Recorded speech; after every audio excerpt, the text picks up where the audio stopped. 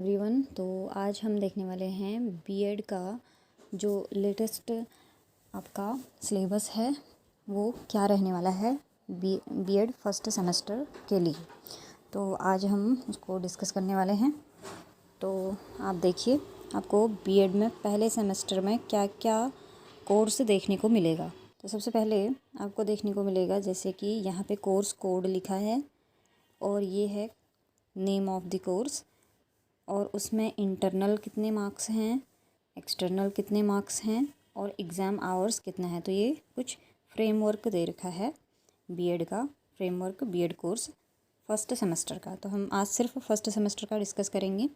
तो first semester में सबसे पहला जो पेपर होता है आपका वो होता है B101 philosophical and sociological prospectives of education. तो यहाँ पे आपको इंटरनल मार्क्स 30 मार्क्स का आपका इंटरनल होता है और एक्सटर्नल मार्क्स आपका 70 मार्क्स का होता है और एग्ज़ाम आवर आपका 3 आवर्स का होता है। तो एक्सटर्नल में तो आपका एग्ज़ाम होगा, रिटन एग्ज़ाम। इंटरनल में आपके असाइनमेंट आ जाता है, आपका प्रेजेंटेशन आ जाता है। अगर आपका कहीं पे यूनिट टेस्ट वगैरह होते हैं तो वो चीज़ें आ जाती हैं। तो 2-3 चीज़ें अपने कॉलेज वाइज लिया जाता है। ये अलग अलग कॉलेज में अलग अलग तरीके से इसका सिस्टम रहता है 30 मार्क्स का। उसके बाद आते हैं B102 यानी कि psychology of development and learning. तो यहाँ पे भी आपका 30 मार्क्स का सेम रहता है इंटरनल, और यहाँ पे भी वही असाइनमेंट, प्रेजेंटेशन या कोई प्रैक्टिकल वर्क भी करवा दिया जाता है या आपके यूनिट टेस्ट ले लिए जाते हैं इन 30 मार्क्स के अंदर। उसके बाद वही एक्सटर्नल मार्क्स के लिए आपको पेपर आपका एग्ज़ाम 70 मार्क्स का आपका एग्ज़ाम होता है, वो 3 आवर्स तक होता है। उसके बाद B103 है principles and method of teaching, methods of teaching. तो यहाँ पे आप टीचिंग के मेथड्स वगैरह सीखते हैं इस वाले पेपर के अंदर। तो यहाँ पे भी सेम वही पैटर्न है, 30 मार्क्स का आपका इंटरनल, 70 मार्क्स का आपका एक्सटर्नल और 3 आवर्स का आपका एग्ज़ाम रहता है। एग्ज़ाम का जो आवर है वो 3 रहेगा और इसमें मार्क्स मैक्सिमम 70 रहते हैं। आपके फर्स्ट सेम में ओनली 3 पेपर्स होते हैं। अब जो ये लास्ट के हैं इनको मैं डिस्कस करती हूँ। इसमें देखिए आपका EPC 104 है, ये एक लैंग्वेज अक्रॉस दी करिकुलम है। इसके अंदर आपके 2 लैंग्वेज आती हैं, हिंदी और इंग्लिश। ठीक है, तो यहाँ पे हिंदी इंग्लिश में आपको कुछ एक्टिविटीज़ करवाई जाएंगी हिंदी इंग्लिश के अंदर, और या आपको कुछ असाइनमेंट वर्क टेस्ट वगैरह लिया जाएगा आपका हिंदी इंग्लिश लैंग्वेज के अंदर। ठीक है, तो उसी में से आपको इंटरनल मार्क्स मिलते हैं 25 मार्क्स के। उसके बाद आता है EPC 105, ये कोड है आपका। ठीक है, EPC 104 एंड EPC 105 ये हैं कोड हैं। इसमें है EPC 105 psychology test. Psychology test में साइकोलॉजिकल टेस्ट आपके लिए जाते हैं कॉलेज वाइज, ये भी अलग अलग कॉलेज में अलग अलग तरीके से वेरी करता है। ठीक है, तो आपके यहाँ पे टोटल मार्क्स जो आपके होते हैं इंटरनल के वो होते हैं 140 मार्क्स, और जो एक्सटर्नल मार्क्स होते हैं वो 110 होते हैं।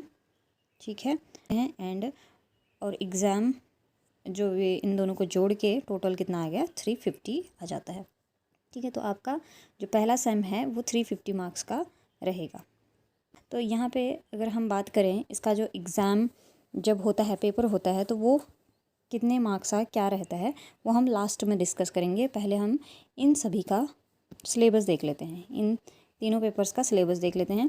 जो लास्ट के 2 पेपर हैं आपका इसमें एग्ज़ाम नहीं होता है, इसमें सिर्फ आपकी एक्टिविटीज़ करवा दी जाएंगी आपको हिंदी इंग्लिश लैंग्वेज में, या इसमें भी कोई एक्टिविटी या आपको कोई टेस्ट दे दिया जाएगा। तो इस तरह से ये कॉलेज वाइज वेरी करेगा क्योंकि सभी कॉलेज में अलग अलग करिकुलम वगैरह रहता है।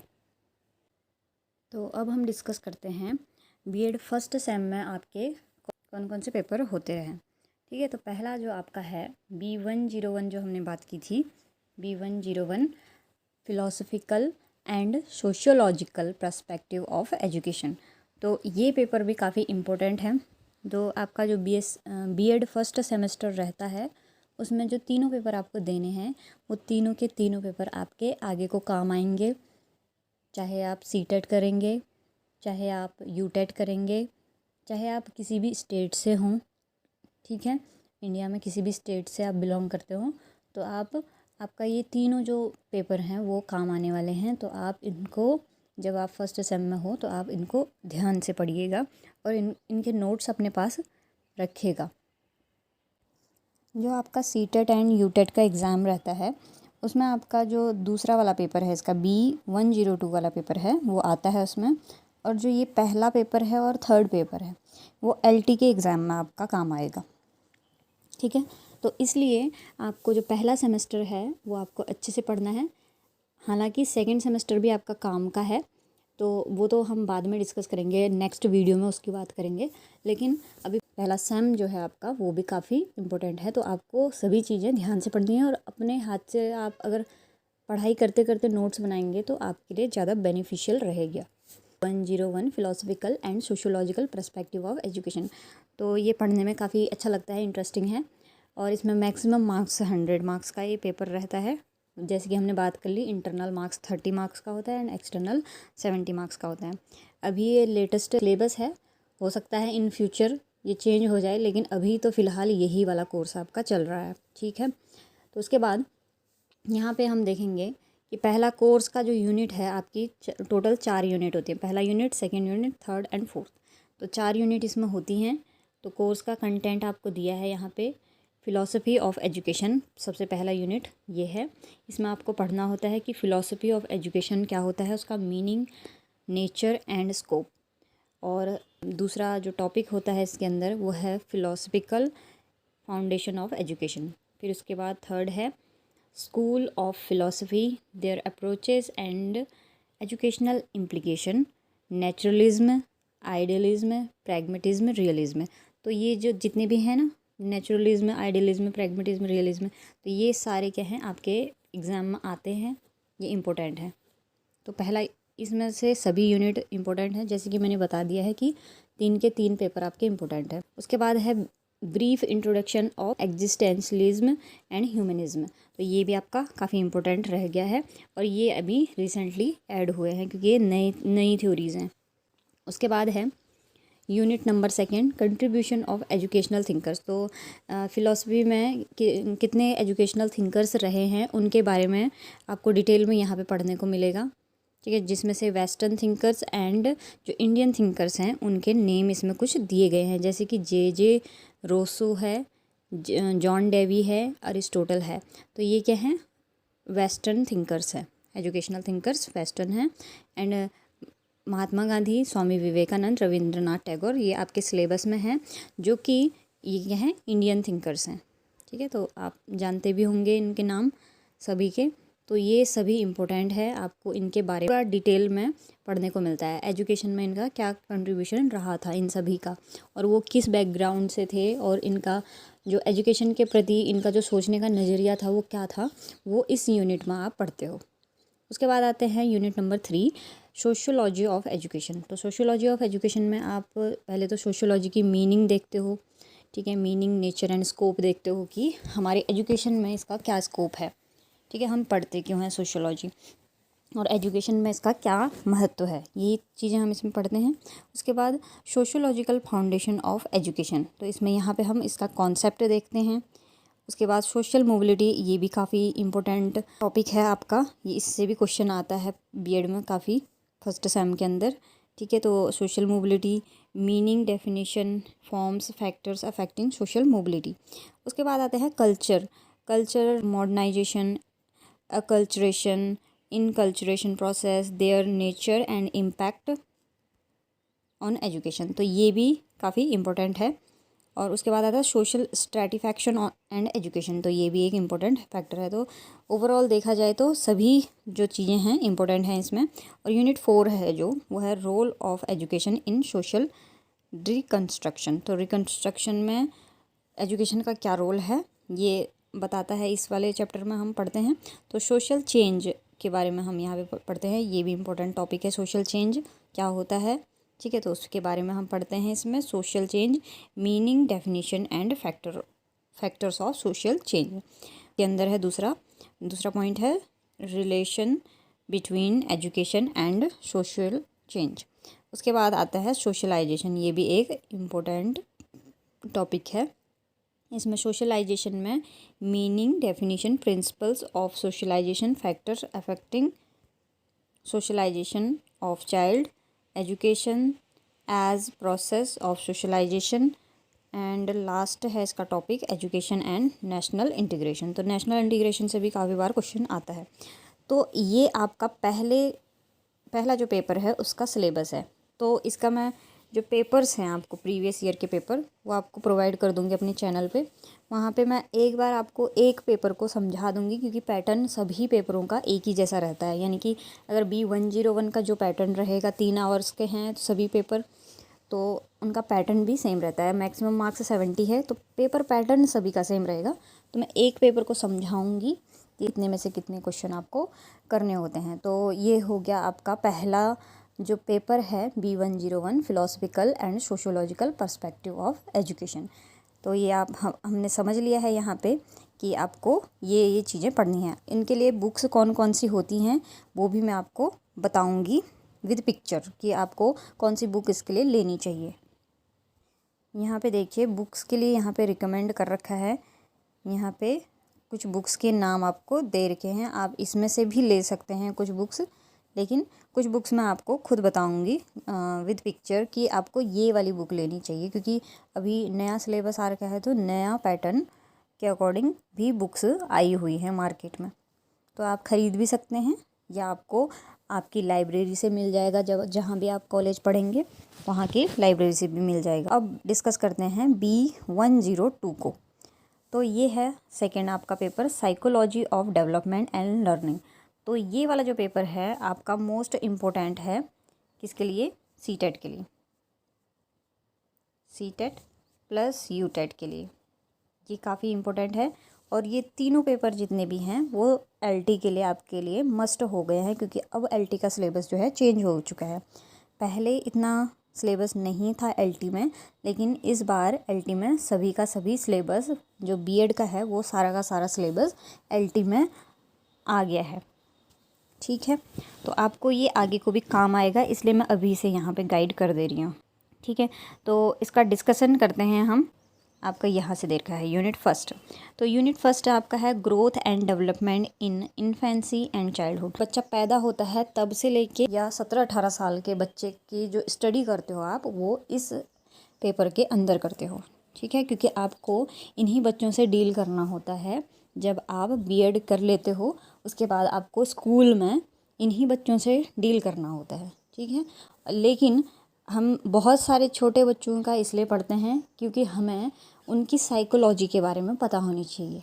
ठीक है, कि बच्चे एक्चुअल में किस तरह से बिहेव करते हैं और हमें उनको किस तरह से उनके साथ व्यवहार करना चाहिए, उसके लिए ये जो पेपर है रखा गया है B.Ed के अंदर, ताकि हर टीचर ये सीखे कि बच्चे का नेचर कैसा होता है, ताकि उसको पढ़ाने में उसको आसानी हो। ठीक है, हालांकि अब जो हमारी गवर्नमेंट है, इंडियन गवर्नमेंट, उनके अकॉर्डिंग अब 5 साल का बच्चा 1 क्लास में जाएगा या 6 साल का बच्चा। ठीक है, तो उससे पहले तो वो अपने घर में ही पढ़ेगा। जैसे आप अगर टीचर बनोगे तो घर के बच्चों को भी तो समझाओगे ना खुद से, तो आपको किस तरह से बिहेव करना चाहिए उनके साथ, तो उसमें कैसे बच्चे नेचर उनका कैसा होता है, ये सब चीज़ें इस पेपर के अंदर आप पढ़ते हो। ठीक है, तो इसी को डिस्कस कर रहे हैं हम। तो पहला हमारा यूनिट है growth and development in infancy and childhood. ठीक है, तो यहाँ पे आपको इसके बारे में डिटेल में पढ़ने को मिलेगा, इन्फेंसी एंड चाइल्डहुड के बारे में, यानी कि शिशुअवस्था और बाल्यावस्था के बारे में आप पढ़ोगे। यहाँ पे इसमें पढ़ोगे meaning, nature and importance of growth and development, growth and development के बारे में पढ़ोगे। उसके बाद principles and factors affecting growth and development पढ़ोगे। उसके बाद पढ़ोगे characteristics and developmental task of infancy and childhood, habit formation and common childhood problems. तो ये सारी चीज़ें इंपॉर्टेंट है, बहुत ज़्यादा आपको अच्छे से पढ़नी है। और स्टेजेस ऑफ डेवलपमेंट, पियाजे एंड बर्नर, ये थ्योरीज भी पूछी जाती हैं एग्ज़ाम के अंदर।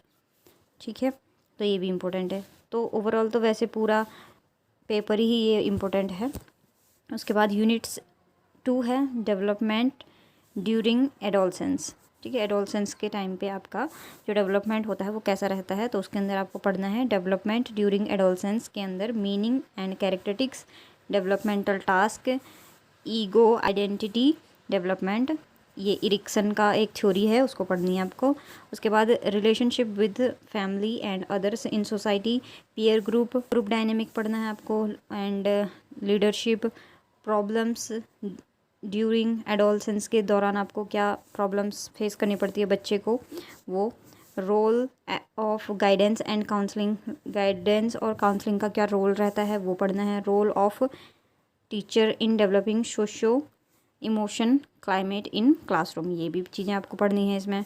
अब एडजस्टमेंट क्या होता है ये भी चीज़ें आपको पढ़नी है। Meaning, defence mechanism and causes of male adjustment, ये भी आपको पढ़ना है।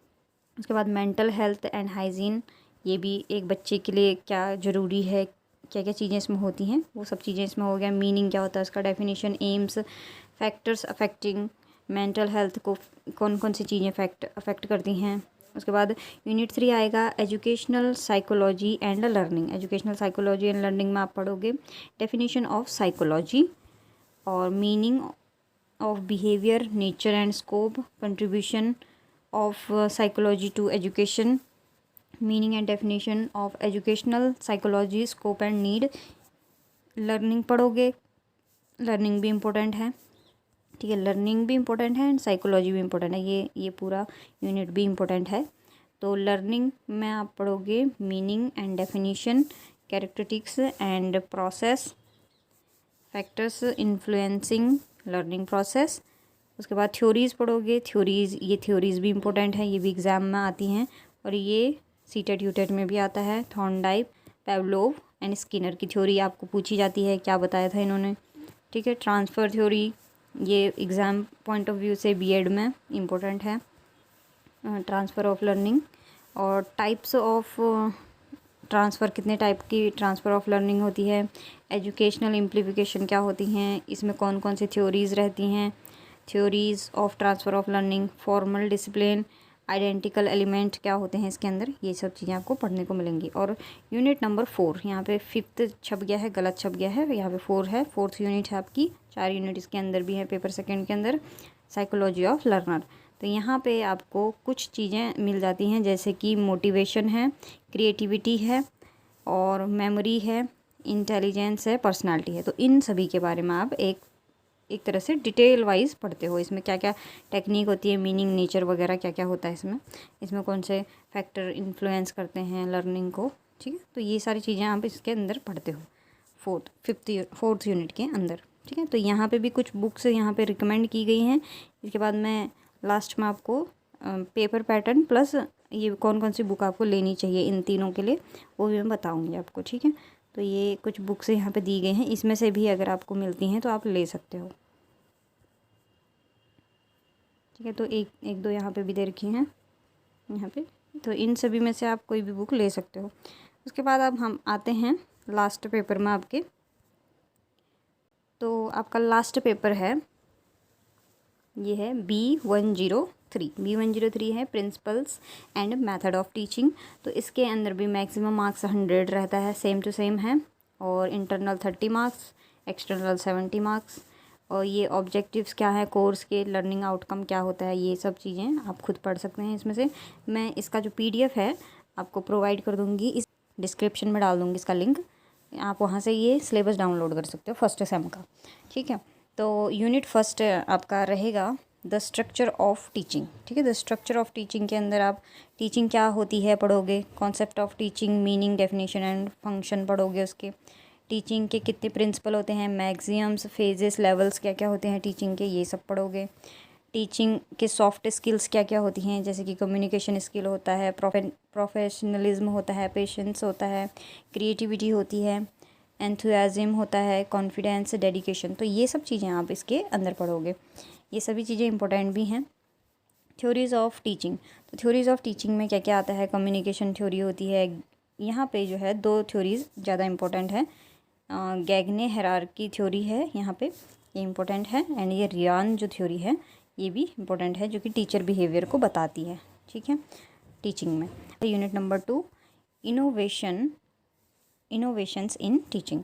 तो यहाँ पे आपको देखने को मिलता है माइक्रो टीचिंग। ये भी काफ़ी इंपॉर्टेंट होता है आपका, फर्स्ट सेम के लिए भी इम्पोर्टेंट है ये माइक्रो टीचिंग, सेकेंड सेम के लिए भी एंड थर्ड सेम के लिए भी। तो अब यहाँ पे फर्स्ट सेम में माइक्रो टीचिंग क्या होता है, इसके कॉन्सेप्ट वगैरह, प्रोसेस वगैरह, क्या क्या चीज़ें इसमें इंक्लूड होती हैं, सब चीज़ें पढ़ोगे।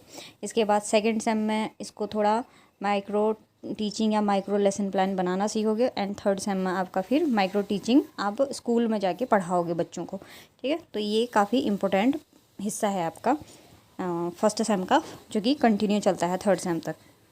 तो यहाँ पे आएगा micro teaching concept and process. उसके बाद आता है टीचिंग स्किल्स क्या क्या होती हैं, तो ये आपको सीखेंगे। यहाँ पे आप पढ़ते हो पहले फर्स्ट सेम में questioning, stimulus variation, illustration, explanation, demonstration, reinforcement, closure of topic. ठीक है, तो ये क्या है, एक स्किल्स हैं। और इन स्किल्स को आप यहाँ पे तो सिर्फ सिंपल पहले पढ़ते हो कि ये स्किल्स होती कौन कौन सी हैं, इसके बाद इसको इम्प्लीमेंट करते हो सेकेंड सेम में, एंड देन थर्ड सेम में आप जब कोर्स वर्क करने जाते हो, अपना इंटर्नशिप के लिए जाते हो, तो आपको इन स्किल्स को वहाँ पे यूज़ करते हो पढ़ाते समय। ठीक है, उसके बाद आता है क्रिएटिव टीचिंग। यहाँ पे क्रिएटिव टीचिंग क्या होती है इसके बारे में आप पढ़ोगे। टीम टीचिंग क्या होती है, टीम में कैसे टीचिंग करनी चाहिए, उसके अकॉर्डिंग इसमें उसके प्रिंसिपल एंड प्रोसेस रहेंगे, तो वो चीज़ें हो गई।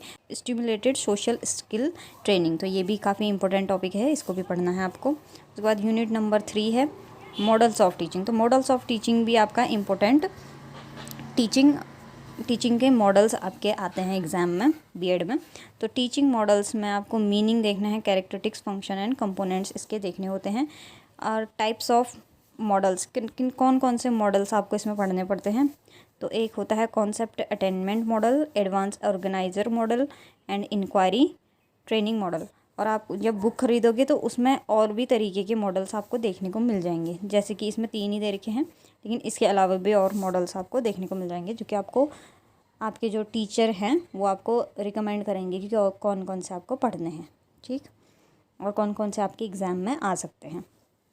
उसके बाद यूनिट नंबर 4 है आपका की मेथड्स ऑफ टीचिंग। तो मेथड्स क्या क्या होती हैं टीचिंग की, वो उसके बारे में आप इस यूनिट के अंदर पढ़ोगे। Methods of teaching with reference to their procedure, characteristics, advantages, limitation, ये सब पढ़ते हो।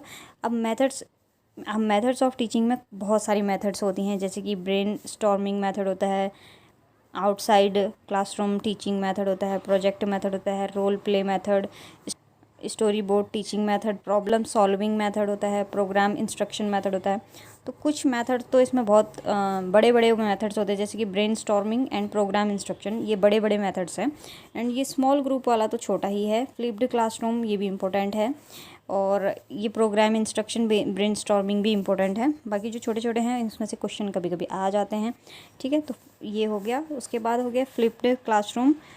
कोऑपरेटिव टीचिंग से भी कभी क्वेश्चन आ जाता है पेपर में। कोऑपरेटिव टीचिंग मेथड क्या होता है। बज ग्रुप से भी आ जाता है, बज ग्रुप टीचिंग क्या होती है, बज group teaching method. Discussion method, lecture method, demonstration, assignment method, ये तो छोटे छोटे टॉपिक हैं, ये सब आपको पढ़ने हैं। ठीक है, तो यहाँ पे भी कुछ बुक्स के लिए रिकमेंडेशन दे रखा है, तो आप इन बुक्स को भी ले सकते हो। इसके अलावा मैं तो आपको बताऊंगी ही आपको कौन कौन सी बुक्स ख़रीदनी है। उसके बाद लास्ट के ये तो 3 पेपर आपने जो हमने अभी डिस्कस किए, वो तो आपको एज इट इज़ पूरे पूरे पढ़ने हैं। हो सके तो आप ज़्यादा से ज़्यादा अच्छे से अच्छा नोट बनाने की कोशिश कीजिएगा, क्योंकि ये चीज़ें आपके बाद में बहुत काम आने वाली हैं। ठीक है, तो अगर आपको टीचर बनना ही है, लेक्चरर का बनना है या LT टीचर बनना है, तो आपके वहाँ पे ये नोट्स बहुत ज़्यादा हेल्प करेंगे आपको। तो आप अभी अगर फर्स्ट सेम में अगर आप पढ़ते हैं तो आप पहले से ही इन नोट्स को प्रिपेयर कर लीजिएगा। ठीक है, तो ये मेरी आपको सजेशन है। अब हम बढ़ते हैं EPC 104 में आपको क्या क्या पढ़ने को मिलेगा, जो कि मैंने आपको डिस्कशन कर दिया था कि लैंग्वेज अक्रॉस द करिकुलम के अंदर आपको 2 लैंग्वेज पढ़नी होती हैं EPC 104। तो इसमें देखिए एक्सटर्नल मार्क्स नहीं होते हैं, हमने डिस्कस किया था, इसमें सिर्फ इंटरनल मार्क्स होते हैं 25 मार्क्स का। तो इसमें part A English and part B Hindi.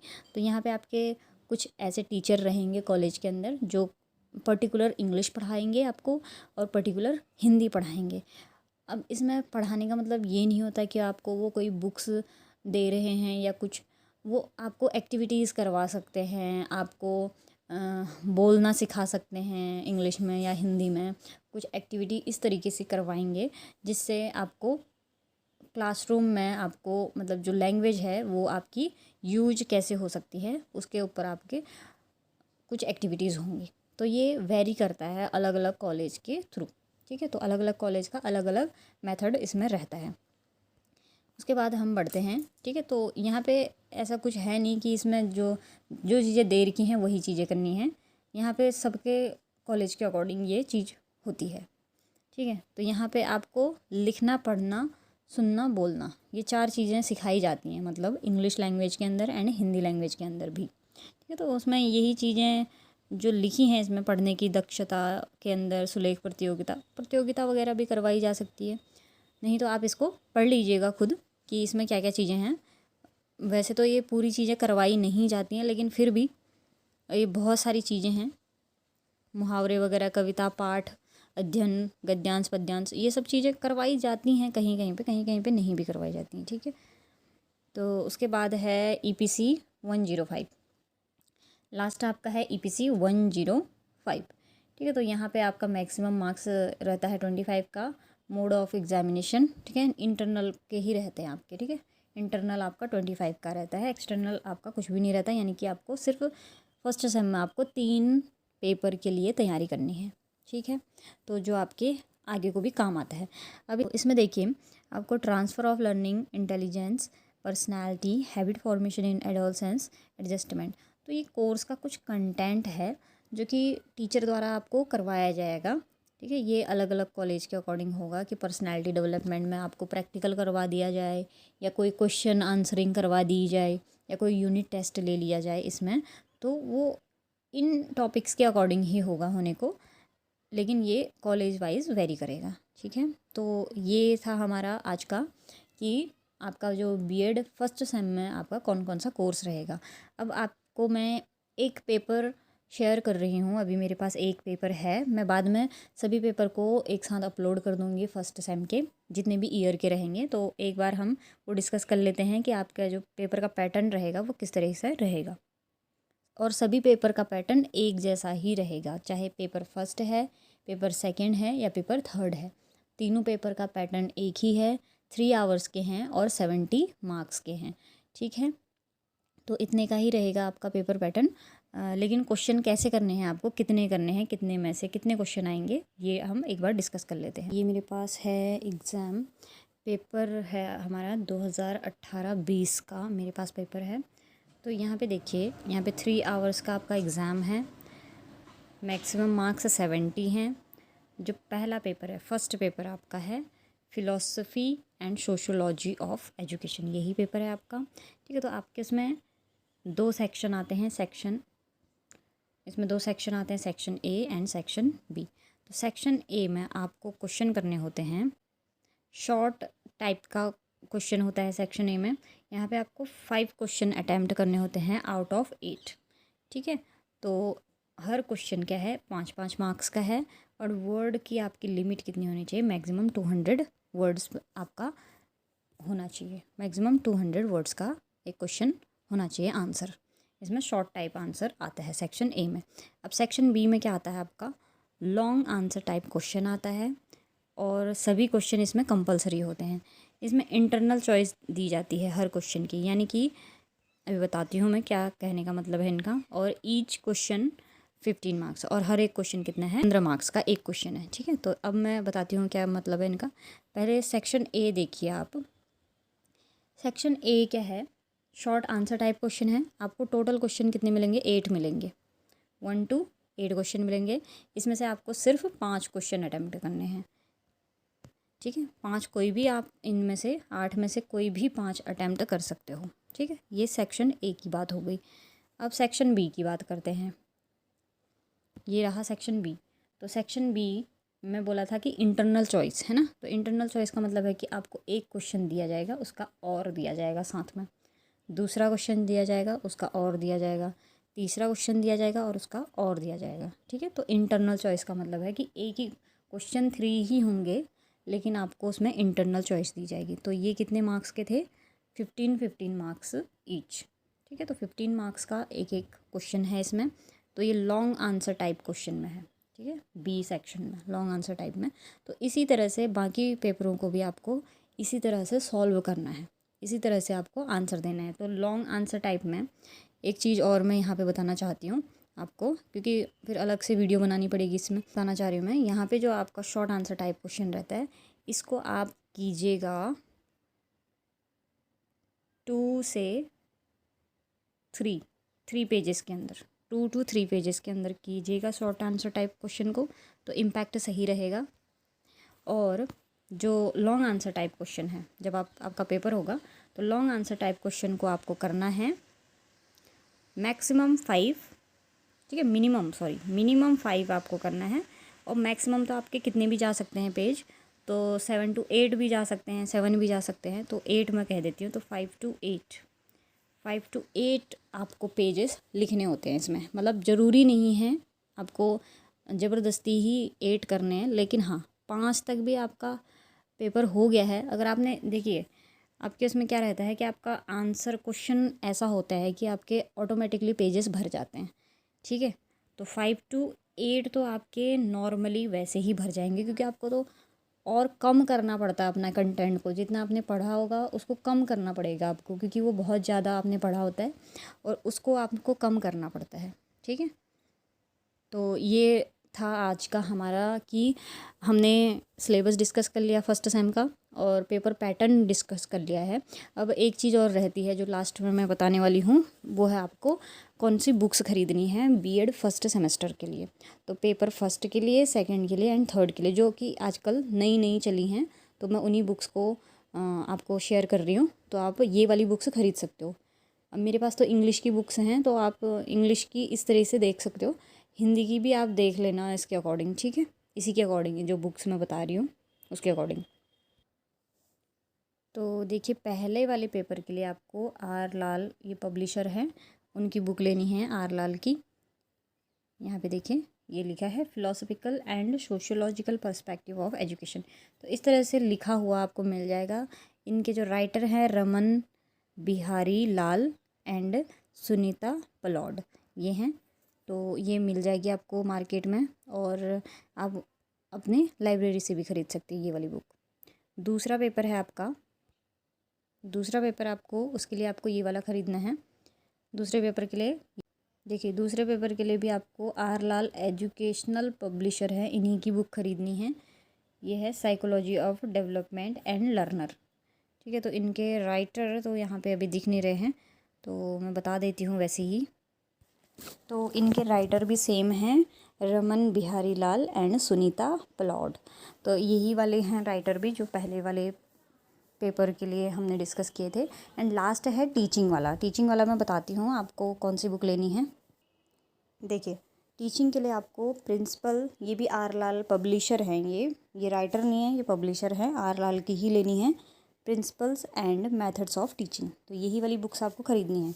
यहाँ पे इनके राइटर्स के नेम लिख रखे हैं, NR स्वरूप सक्सेना एंड डॉक्टर नवनीत कुमार सिंह। तो यही वाली बुक आपको मार्केट में आराम से अवेलेबल हो जाएगी। ये आपके आगे के लिए भी काम आएंगी, ये सारी बुक्स आप ख़रीद सकते हैं, क्योंकि आपको B.Ed के बाद, B.Ed में तो काम आएंगी ही आएंगी ये चीज़ें, आपका C.TET क्लियर करने में, U.TET क्लियर करने में, और आपका LT लेक्चरर के फॉर्म में भी अब ये सिलेबस, क्योंकि लेटेस्ट जो सिलेबस है LT का वो चेंज हो चुका है, उसमें principle and method of teaching भी आ गया है। जो फिर आप सेकंड सेम में पढ़ोगे वो चीज़ें भी उसमें इंक्लूड कर दी गई हैं। तो जब आप सेकंड सेम में जाओगे तो तब मैं उसको डिस्कस करूँगी वहाँ पे कि सेकंड सेम में क्या क्या चीज़ें आपको पढ़नी हैं आगे को। तो वो तो नेक्स्ट लेक्चर में, मतलब नेक्स्ट जो वीडियो आएगी मेरी, उसमें मैं बताऊँगी सेकंड उसके बारे में, क्योंकि ये वीडियो भी काफ़ी लंबा हो गया है, क्योंकि बताने के लिए इतनी सारी चीज़ें होती हैं, एक वीडियो में तो नहीं बताई जा सकती इतनी चीज़ें। फिर भी आपको क्या करना है, ये तीनों पेपर आपको बहुत अच्छे से पढ़ने हैं, क्योंकि ये तीनों पेपर आपके यूज़ होते हैं आगे को, इसीलिए ही पढ़ाया जा रहा है वैसे भी B.Ed में, ठीक है। तो इसलिए आपको जो भी एंट्रेंस वगैरह निकालना है टीचर का, एलिजिबिलिटी टेस्ट जो होते हैं, teacher eligibility test, C.TET U.TET, उसको क्लियर करने के लिए वहाँ पे ये यूज़ होते हैं, ठीक है। और सेकंड पेपर मोस्ट इंपॉर्टेंट है C.TET U.TET के लिए, जो दूसरा पेपर है साइकोलॉजी वाला, वो सबसे ज़्यादा इम्पोर्टेंट है। डेवलपमेंट एंड लर्निंग वाला वो सबसे ज़्यादा इम्पोर्टेंट है सीटेड यूटेड के लिए। और जो बाकी ये दो हैं, principle and method of teaching वाला और जो फिलोसफिकल एंड सोशोलॉजिकल पर्सपेक्टिव वाला था, ठीक है, तो वो दो जो हैं आपको एलटी के लिए आपके लिए यूज़ होंगे। तो अगर आप फर्स्ट सेम में पढ़ रहे हैं तो आपको पहले से ये चीज़ें पता होनी चाहिए, ताकि आप आगे के लिए पहले से रेडी रहो, ठीक है, मेंटली प्रिपेयर रहो। क्योंकि जब आप फिर बाद में जब एलटी के फॉर्म आएंगे, सीटेड यूटेड क्लियर हो चुका होगा, एलटी का फॉर्म देखोगे तो एकदम से इतना ज़्यादा सिलेबस देखोगे तो फिर सोचोगे कि अरे यार इतना ज़्यादा कैसे पढ़े, है ना। तो इसलिए मेंटली प्रिपेयर रहने के लिए आप बीएड में पहले सेम में हो तो पहले से अपने नोट्स को संभाल के रखिएगा, जो भी आप पढ़ते हो। अगर आपको टीचर बनना ही है तो आप अच्छे से पढ़ाई कीजिए, ठीक है। तो मेरे लेक्चर में आज का इतना ही था। मैं आपसे नेक्स्ट वीडियो में मिलती हूँ। सेकंड सेम का डिस्कस करूँगी आपके साथ, और पेपर वगैरह का भी डिस्कस करूँगी, यही बुक्स वगैरह भी डिस्कस करूँगी, कौन सी लेनी चाहिए आपको, कौन कौन सा कैसा पैटर्न रहता है, क्योंकि उसमें और अलग होता है थोड़ा एडवांस लेवल। तो अगर आपको इस वीडियो से रिलेटेड कोई भी इंक्वायरी है, कोई भी क्वेश्चन है, कोई भी डाउट है, तो आप मुझसे कमेंट सेक्शन में पूछ सकते हैं। तब तक के लिए थैंक यू सो मच मेरा वीडियो देखने के लिए। Please do like, share and subscribe to my channel. Thank you so much.